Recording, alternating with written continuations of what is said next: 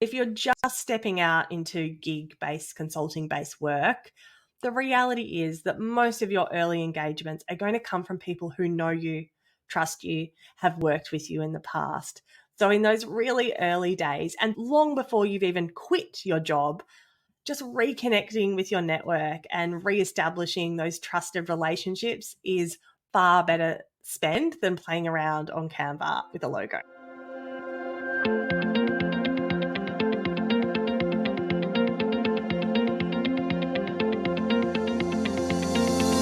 Hi, I'm Renata Bernardi, and this is the Job Hunting Podcast, where I interview experts and professionals and discuss issues that are important for job hunters and those who are working to advance their careers.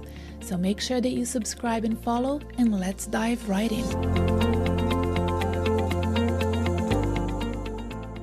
In this episode, I was aiming to understand how traditional roles are going to be transformed for corporate professionals with the growing number of professionals who are interested in the gig economy. This is not just something that employers are interested in, but professionals are as well. The on-demand corporate professional model is disrupting the way that we work. So in this episode, we dive into the rapidly changing landscape of work preferences and the emerging talent that is arising in this sort of ecosystem of professionals.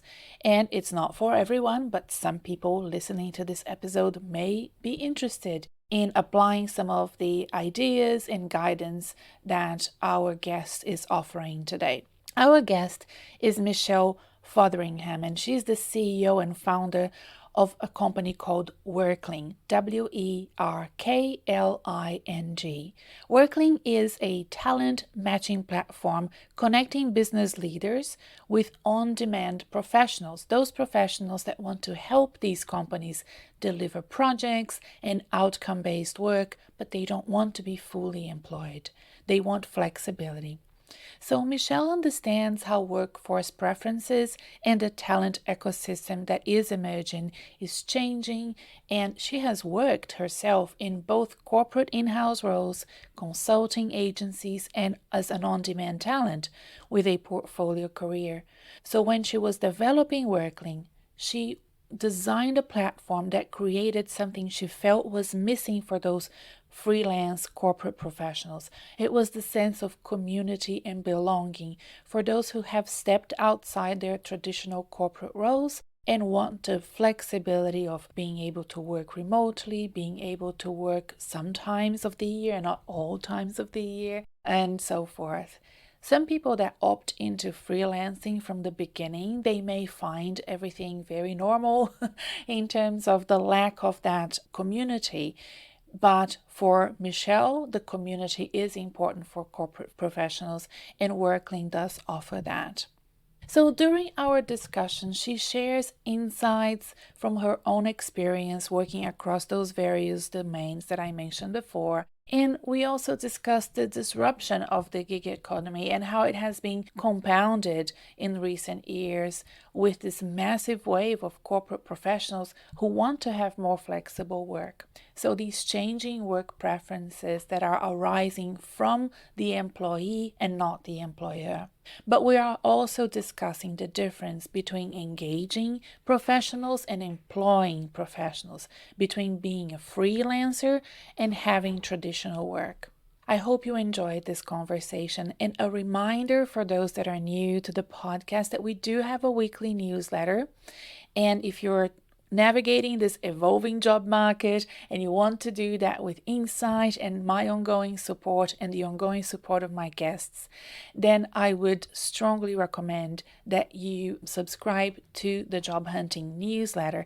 It is a weekly newsletter, and you will have an email every week, every Tuesday morning, with a future episode, with a brand new episode of the Job Hunting podcast. So not only you can now look at the backlog of the episodes that we have done and the amazing guests that we have interviewed, and you will forever, as a subscriber, as long as you're subscribed, know exactly when a new episode is coming out. I also share with my subscribers insights, tools, resources, and ideas to help them develop their career decisions. And occasionally, I also extend some exclusive offers that I have designed specifically for corporate professionals. So please go to my website. It's renatabernardi.com, RENATABERNARDE.com. There's a link to it in the show notes. So wherever you found this, remember to follow us and go to the show notes and click on that link. All right, let's hear from Michelle. Let's start by talking about your journey in HR and what led you to do what you're doing now.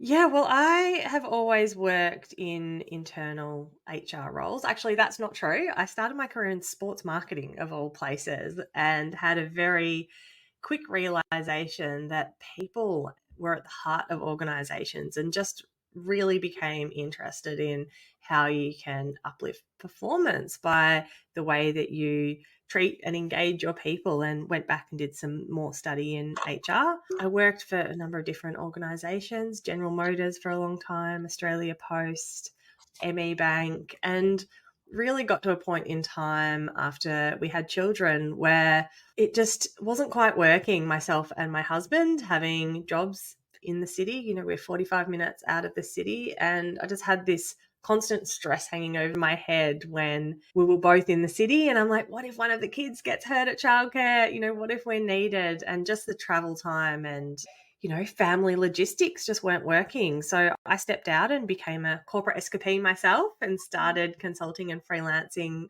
on my own. And it was around that time, towards the end of 2019, I noticed that there were just more and more people opting out of traditional employment and wanting to work in a different way.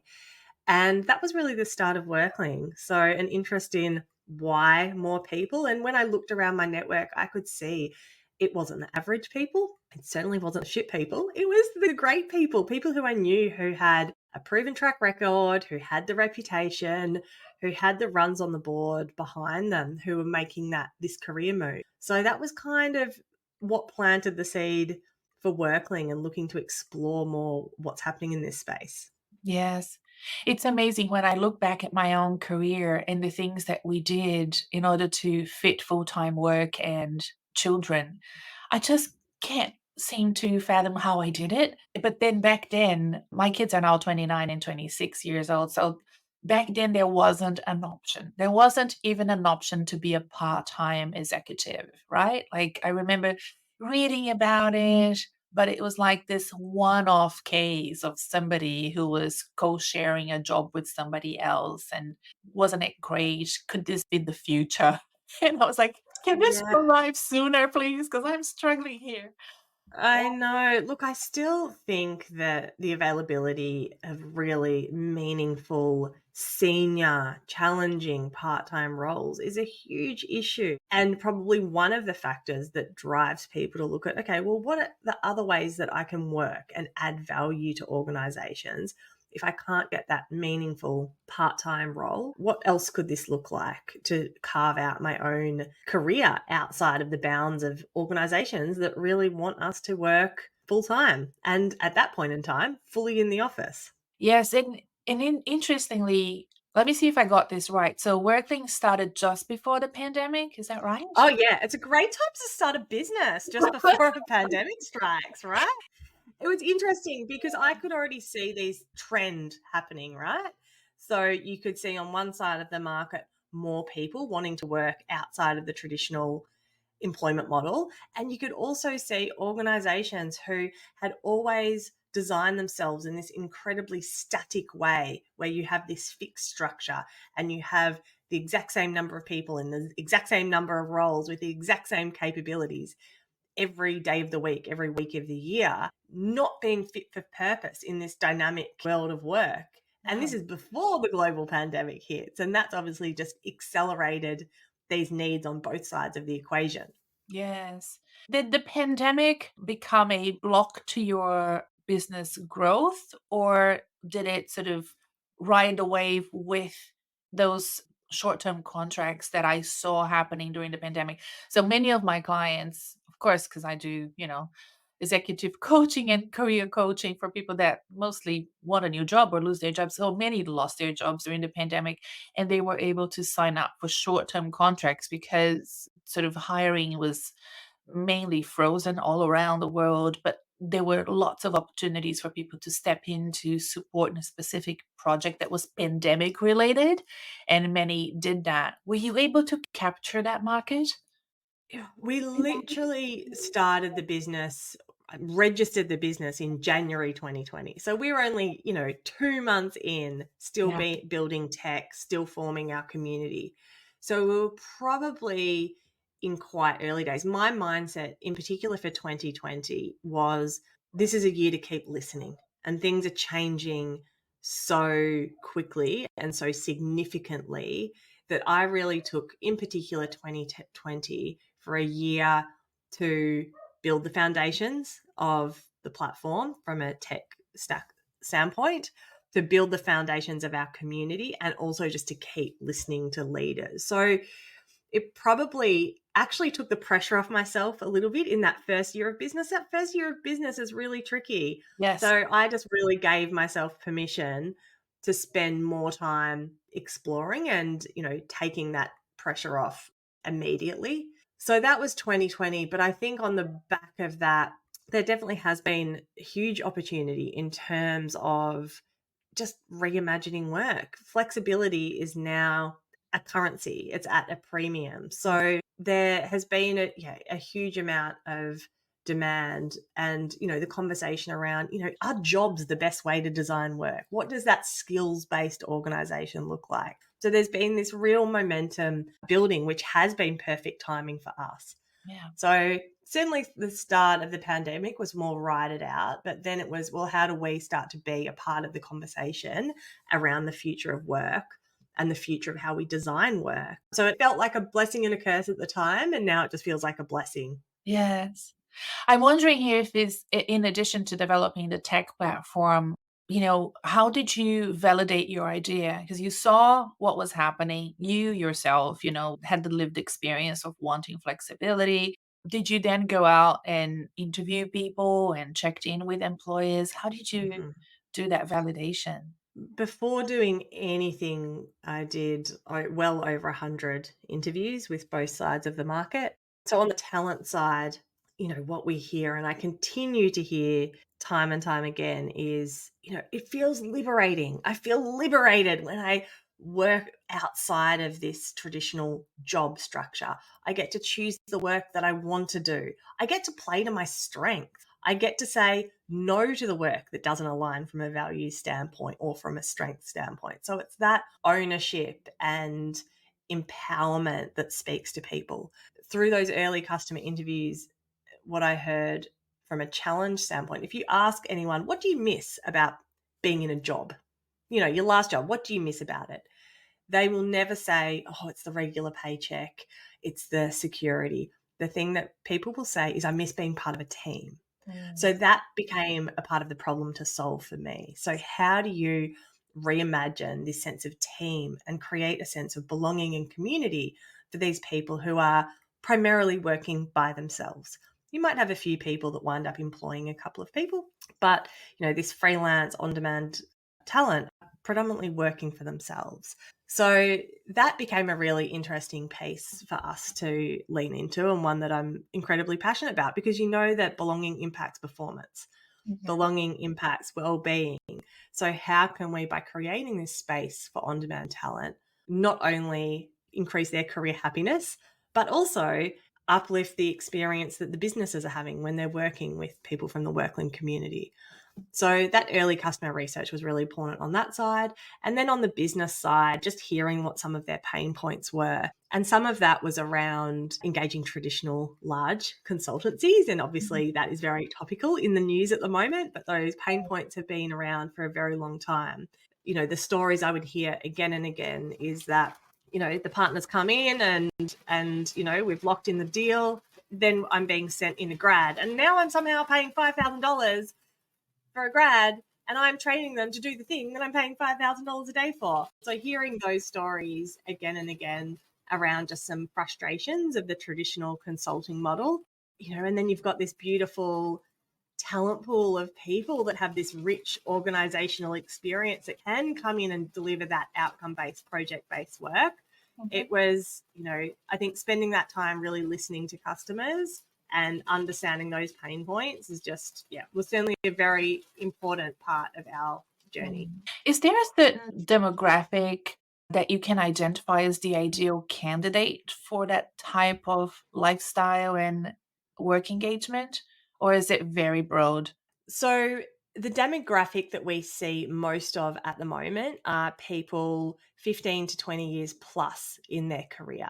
So they are people who have had really well established internal careers. They've typically moved through to that head of GM type level before they're stepping out and establishing themselves as on-demand talent or independent consultant. I think that will change in the future as the next generation enters the workforce. And we're already hearing that they're wanting to work for themselves. They're not wanting to step into a traditional graduate role and wait 10 years to become, a middle manager in the organization. So I think that's certainly going to change. But today we're still seeing that earlier career talent going in-house and gaining that valuable experience. So the vast majority of our community, 15, 20, 25 plus years experience. So you're getting really seasoned professionals, which is quite interesting from a comparison perspective, particularly when you look at bigger consulting, what you might buy with what you can get for the same amount of money going to a traditional consulting versus going to independent talent. You might get someone who's less than 5 years experience you'd be paying a higher rate than someone who's possibly 20 years experience within this talent segment. So they're very seasoned professionals. Yeah. Give me an idea of the sort of engagement one could expect by opting into that sort of flexible work mode. Is it large? It's Is it, with small organizations or large organizations? That's a really good question. We've traditionally really bucketed the concept of a contingent workforce into this one bucket, but like any, customer group, there's different segments within that. So if you look at the broader contingent workforce, you've got contractors who are people who might roll on and off 12-month, 18-month jobs. But when I say on-demand talent, I'm talking about people who really have that portfolio career and they're not interested in a job. So even if we had an organization reach out to us and say, we need someone for 5 months in this full-time job, I probably can't help them All right. because our community have that real portfolio career. Now, if I said to that person who wanted someone in for 5 months, okay, well, what's the outcome? What do you need that person to do? Well, I need them to do a learning needs analysis and I need them to create a learning strategy and I need them to design these programs. Oh, yeah, we can do that. So let's shift the conversation from this time-based view of work. So I need someone 5 days a week for 5 months and they're going to work for me and only me to, okay, what are the outcomes you need and when do you need them by? So our community tend to do more of that statement of work type work rather than short-term jobs. And certainly I've seen a bit of a split in the talent market around people wanting full-time jobs and wanting the security and the embedded in the organization element that comes with that, or they want this gig-based work. There's lesser demand, and it's not true for all job families. There are many jobs like change managers or tech who are happy to take on that 12 or 18-month project. But for a lot of people, well, if I take on that short-term assignment, 6-month or 12-month, I'm not getting the permanency of jobs, not that there's really anything such as a permanent job anymore, but I'm also not getting the flexibility that comes with a portfolio career and outcome-based work. So yeah, they can look a little bit different. And the organizations we work with, everything from, largest corporates, global organizations, through to smaller businesses. And I think, for smaller businesses, it's about, okay, well, what are some of the capabilities? We don't need all the time. We just need them some of the time. So if you're a small business, you might not need a full-time permanent HR person. You might just need that support some of the time.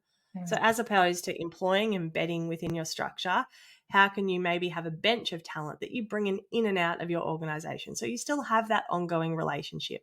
They still know your business, but you bring them in and out as needed.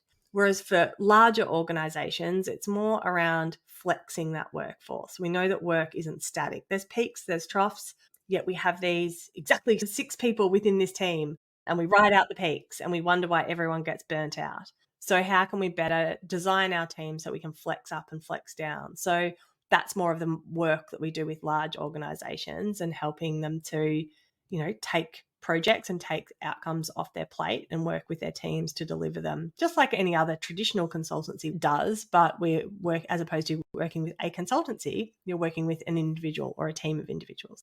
From an employer's perspective, right? Let's talk about the employers first, because then I want to deep dive into how to help people transition into that sort of work. But from an employer's perspective, is outsourcing already embedded in their strategy and in their thinking, or do you have to do a lot of educating and selling up this sort of way of working to them? Yeah, there's a lot of education, and that's because we're doing something a little bit different. Part of what we're challenging is even that very concept of outsourcing. So rather than having, oh, this is my internal team, talent, internal team, external, vendor, suppliers, how can we start to read that? So we're going, actually, this is my core team, and this is the extension of my core team, but seeing the entirety of it as talent and thinking about it and talking about it as talent.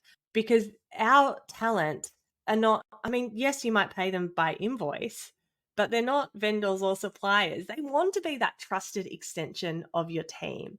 So there's a few concepts, I guess, where we just think a little bit differently to the traditional way that talent has been thought of within organizations. And some organizations get that and some don't, and some are on that journey. And it also comes back to even just the role of their talent teams within the organization. Is it all focused on acquisition?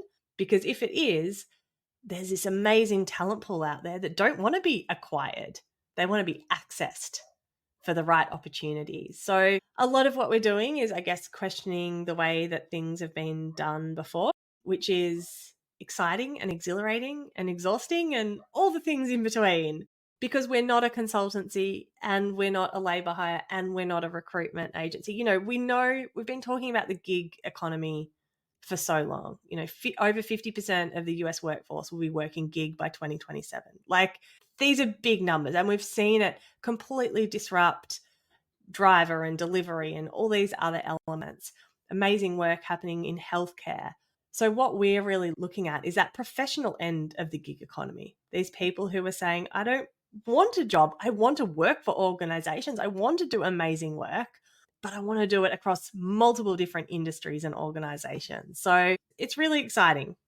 Yes, one thing that I often educate my clients, the job seekers, on how to engage with the gig economy is like this. You don't engage with it because you can't find a full-time job. It's an opt-in. Mm. It's a lifestyle change, and it will require a different set of tools and resources for you to be successful at it. It's a different competition. So if I always think about job hunting as a competition, and you have to be good at qualifying for it, and you have to be, really knowledgeable to get the job you want. But if you want to be a gig professional, then it's a different type of competition. And I saw your platform, and it kind of solves a few of the issues, like you mentioned, the lack of engagement and teamwork and collegiality that seems to have been resolved by Werkling. But you also have things like the invoicing that I thought was interesting. A few things that people, when they think about working for themselves, they don't want to do. But still, it would require them to think differently about the way that they earn money, the way that they live their lives, and, balance work and other things. What do you think are the common mistakes that people make when they are considering working like you are proposing and advocating for? Typically, what I see within our community is it's a very conscious choice. It isn't people in between jobs. It isn't, people falling into it. It's not our community, and people who establish themselves as on demand talent aren't people who are unable to get a job. They are people that have deeply considered the way that they want to work and the way that they want to design their life and their work. And whether that is around family or well-being or actually just taking on the pieces of work that fill their bucket. One of my favorite times of the week is if we match someone to a gig and they say to us, I could do it, but you know what? I'm really just focusing on this, building my coaching practice at the moment. So I'm going to pass on it. I love it. Like, I love people to be able to say, no, I actually don't want to do that bit of work, or I'm at capacity. I can't take that on right now. Because how hard is it internally to go to your boss, no, I don't want to do that, or no, I'm too busy for that. So I love that empowering piece. But I think the people in our community, it takes work before you quit your job and step out. And they're people that very deliberately. So I think the mistakes I see people make, look, I think there's a lot to learn about how you charge, how you scope, how you navigate things like scope creep when an assignment's getting bigger and bigger. So I think there's some of those learnings that people learn. I think the other thing that I see, probably the thing that I would consider to be the biggest mistake, is just investing too much time in the stuff that doesn't matter. Yes. Getting a website, getting the perfect logo made, getting the perfect, we've got amazing people who are still working off a Gmail email address and don't have a website yet. Now, of course, there's a place for a website and all of that beautiful branding, which is great, but you can get the ball rolling before that. Yes. And if you're just stepping out into gig-based, consulting-based work, the reality is that most of your early engagements are going to come from people who know you, trust you, have worked with you in the past. So in those really early days, and long before you've even quit your job, just reconnecting with your network and reestablishing those trusted relationships is far better spent than playing around on Canva with a logo. Oh, Michelle, everyone, if you're really keen, just go back, rewind, listen to all of this again. You've just nailed it, because I committed all of those mistakes. All of them, every single one that you've mentioned before. The first time I had my business, I was very young, so that there was that excuse. I spent all my budget with the logo. Like, the logo was so beautiful, it won a prize in a design competition. The architect was really thrilled. It did not bring me any money, but it was a beautiful logo. And shout out to my good friend Div Pillai for, when she found out I was wanting to work for myself again. She came here and with Vic, her husband, and they gave me so much advice. And I took it all on board. And basically, it's all of the things you just said. I think the scope creep, I love that. I hadn't heard about it, but that's, such an important thing that as a solo consultant, it can happen. How much to charge is so important to know, so that you're within market, that your first clients will be people from your network. That is so important. Don't spend too much time focusing on developing a website. That's so important, but that's the opposite of how people go about developing their businesses. And I love all of what you said. One thing that I work with clients, but I'd love to hear your views, is how much to charge. Do you have a view on that? Do you have like a guideline that you would suggest people follow when they're working as a solo consultant? Yeah, look, it's always the number one question. I think it's very different depending on what field you're working in and how specialized you are. And like any market, how many of you are there? So I Mm. think it is quite field specific. So even if you look in the field of, people and culture, HR, what someone who works in remuneration can charge is probably quite different to someone who's doing an employee value proposition. It's just fairly specialized. So I think that's number one thing. So exploring what that looks like for your area. Ask people. You will know other people who are doing similar sort of work. And the worst I can say is no. But would you mind sharing with me the sorts of day rates and the ranges that you have seen or happen within our community? Having those kind of conversations. If you're a part of a platform like Werkling or other platforms, we're always there to help advise. My other big piece of advice that I give to everyone within our community is, where at all possible, actually just steer clear of day rates and scope up work as a fixed cost. Mhm. Because when you provide something as a day rate, some organizations and some leaders get quite fixated on their day rate, that day rate, and are immediately picking up that phone, trying to turn it into a salary, and then falling off their chair at what that number looks like. Reframing the work that you're doing as a fixed cost takes the focus away from that day rate and puts the focus on, well, what is the value? What are the outcomes you are delivering? Now, not all work is scopable. If you're stepping into an organization to provide support for a change program, it's too big to wrap your arms around and scope. But if you're doing something like rewriting copy for a website, try to get that fixed cost. So you can go, okay, for me, and of course you'll have your day rate, you're working in the back end, but to go back to the client and go, right, it is going to cost $8,000 for me to rewrite your website. And that puts it back in the client's hands to go, okay, well, am I going to get $8,000 worth of value here as opposed to getting fixated on this day rate? Because the day rate is obviously inclusive of a whole bunch of stuff, insurances and all those practical stuff, but also learning and development and all these other parts. And also often the 20 years of experience that people have behind them. Because what one day looks like when you're working as on-demand talent looks quite different to what that one day looks like as an employee. So if you were to engage me for a piece of work and I say it's going to cost, it's one day, it's going to cost whatever, $1,500.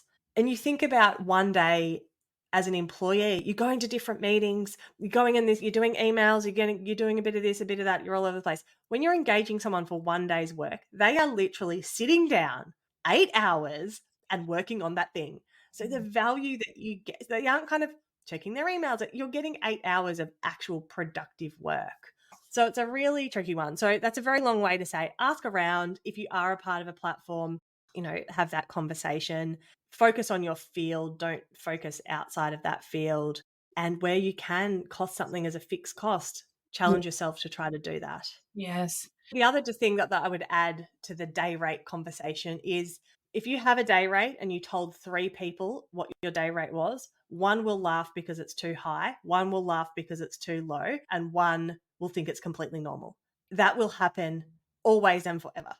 Yes, you're absolutely right. And, talking about pay and day rates and all of that made me think about the fact that people opt into, let's say, the gig economy, but I'm assuming most of them are not in this ultra privileged position where if they don't earn money 1 month, it's okay, or, they're in it for the experience. I'm assuming that many professionals would still like to get some sort of consistency in their work and income. They sort of thinking about it, even if it's like, I need to make X a year at least for to make this work for the gig economy work for me. So how can they ensure that they will be successful in locking in the work that will deliver on that budget that they need to achieve?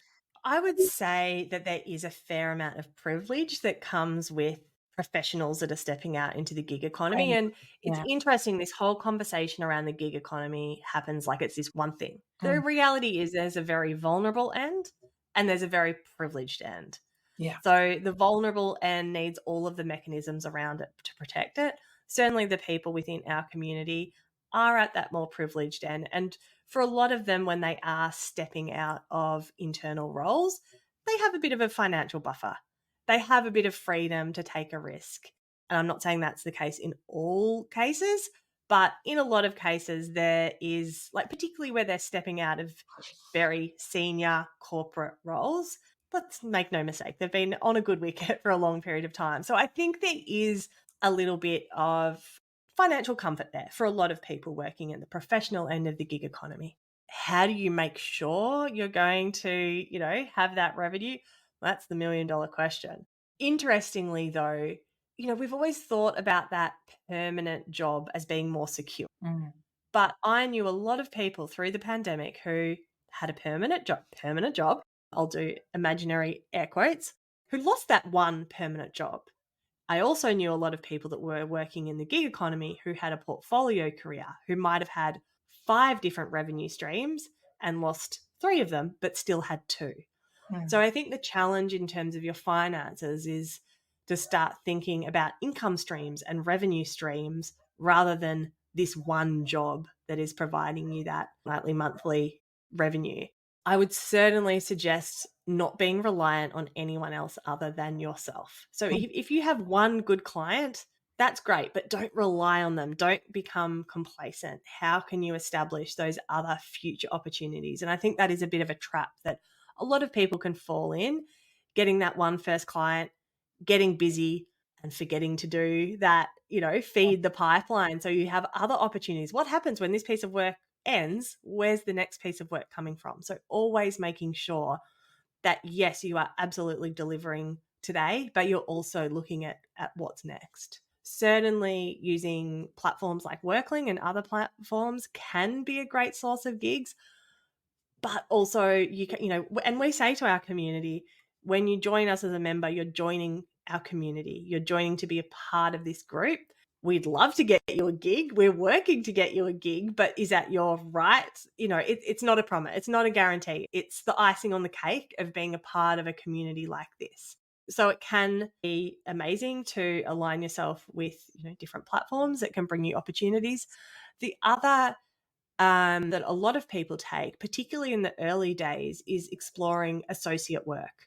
So, how might you find maybe a boutique consultancy that does similar work that you do, where there's a values alignment and a strengths alignment, and you can look at being an associate or effectively a subcontractor for that associate, for that consultancy. The other thing that a lot of people might look at as a bit of a transition is, what can I lock down? Can I maybe lock down a part-time job? So find something that's a little bit longer term. Maybe it's 2 days a week or 3 days a week, but it gives me that space on the other days of the week that I can start to build my own practice and dabble in the gig economy a bit more. Oh, you provided some great solutions there. Sorry, go ahead. Yeah. No, no, I was just going to say, but if the pandemic has taught us anything, there's no guarantees, right? Yeah. Like, the number of industries that were stood down so I don't know. I just see that concept of security and certain income, the gap reducing between these different work models because Yes. nothing's certain. Absolutely. I remember a few months ago, oh gosh, I don't know if I saved this article, but I sent it I have a weekly newsletter and I send lots of interesting articles for people that are interested in career. And this one was a very geeky analysis comparing full-time permanent job and the income you make from it versus somebody in a sort of an equivalent work experience, but working as a gig professional, and what it would mean to lose one opportunity. Let's say you lose one client of maybe 4 clients that you have, but you still retain maybe 70% of your income. Whereas if you lose your job, then you lose your job and it would take you maybe Mhm. 3, 4 months to get another job. So, yeah, so it was a really interesting article to, I think, demystify and also break down some cultural blocks people have around opting into interim work, gig work, consultancy, and stuff like that. The one thing that I would add to everything that you've just said, which I think is really on point, is this. What you said is on point. What I'm about to say, I don't know, you tell me. I think it's also important for you as a professional not to be too precious about the work, right? I mean, it Yes. can be, and you gave a great example of opting out because you want to focus more on your coaching. And I really love that example. I personally have done exactly that. So, and I know how empowering it feels, but also how weird it is to say no to a great, opportunity. But sometimes if you need money, you just take up some sort of job that might not be exactly what you envisioned when you opted into this, but it will pay the bills for the next few months and you will come out better for it in the end. Mm. And I think being less precious, I say this because many of my clients have achieved very senior roles and they see themselves as steering mostly. And sometimes when you are accepting consulting jobs or short-term contracts, you get your hands dirty way more than you used Mhm. to. And I think people may not have been prepared for that. Do you agree? Oh, I 100%. I think, I will often have a conversation with a leader that's like, "Oh, are you sure this is the right person? Like, she looks like strategic. Can she deliver?" I'm like, "Yeah, like, absolutely." So I think probably two sides of the equation. Certainly for leaders to look at, like, if talent says, "Yes, I want to do this gig. Yes, I can deliver," they can do it. Like, people aren't saying yes to work that they are unable or unwanting to do. So sometimes that looks like people who have been in more senior roles are stepping in and getting their hands dirty, which, they love. I Yeah. think from the talent perspective, yeah, like that can look really different in the early days. I know a lot of people who, yeah, just said, yeah, like you will say yes to everything in the early days, and that is Yep. completely fine. Now, as you build that network of organizations you work with, and as your dance card become fuller, you get to be more selective with who you dance with, but you're not doing it before that time. And we've had some awesome examples of leaders, senior worklings stepping in and just getting their hands dirty with work. But it's an opportunity to just keep trying this sort of work on for size, getting runs on the board, and increasing their reputation. I remember talking to a leader a while ago, it was probably a couple of years ago now, who probably there was a few trust and control issues in the organization, but I remember her saying to me, "But how do you know? How do you know? Like, why would these people be coming in and doing a good, they're not an employee. How do you know they're doing a good job?" I'm like, these, every time on demand talent show up for a gig and take on a gig, that is their reputation on the line. We all know that everybody knows everybody. So it's their name and brand and reputation. Like, they are there to make you look good. They are there to take this problem off your plate and solve it for you. And yeah, sometimes that might look like complex strategic work, and other times it's just what is needed by the organization. So I think, particularly in those early days, yeah, like, just it's a foot in the door, and you take the gigs that come your way with gratitude. And, I'm a big believer in career karma. You just put good out there, you help people, you help connect other people, you put some, free resources on the internet, you just share and that'll come back to you. Yes. Oh, I'm a believer in that as well. It has worked for both of us, so it must be true. Yes. Um, Yes, yes, yes. Now, okay, so final sort of thoughts and ideas that you may want to share with people that are sitting there listening to us talk about this and considering, is this for me? What would you say to them to help them make a decision? The number one piece of advice that I always give people if they are considering stepping out and becoming a corporate escapee is make a list of every job you've ever had and who were the people you loved working with in those jobs. Doesn't matter. Go all the way back. And in every job, there was, you had your little workplace bestie. I don't like the term, work husband and work wife, but you had your people that you were close to in that organization. Reconnect with them. And it doesn't matter if it was 10 years ago. Now, don't reconnect asking for anything. Don't reconnect asking them if there's any project or gigs. Just reconnect and have a coffee and talk about what you've been up to and talk about what they've been up to. And it'll feel awkward at the start, but they will have loved working with you too and will be thrilled to hear from you and so keen to catch up. That's what I did when I started consulting, and it built my confidence. I'd always been pretty bad at networking or even just keeping in contact with people. And it just built my confidence in, reconnecting with people I haven't spoken to in a while, and then going on to connect with people who I didn't know. For me, that also led to an opportunity because someone was like, "Oh, yeah, I loved working with you. Actually, could you just come and do this thing for me?" So I don't think do it from that with that intent, but it's just a great way to just start building that networking muscle that is going to be needed to build a successful portfolio career. I think if you're still weighing up the pros and cons, I think reflecting on the sort of work that you love to do, what is it about work that fills your cup and gets you excited? If you want to be a decision maker, work internally. Yes. If you want to be central to the core operations of the business, work internally, work as an employee. If you want to lead teams, work internally. Yes. So if those are the sorts of things that you want from your career, then probably working internally. I was talking to someone recently who was, we're having this very conversation. She's like, I just want to be there at the table, making the decisions, influencing around the organization.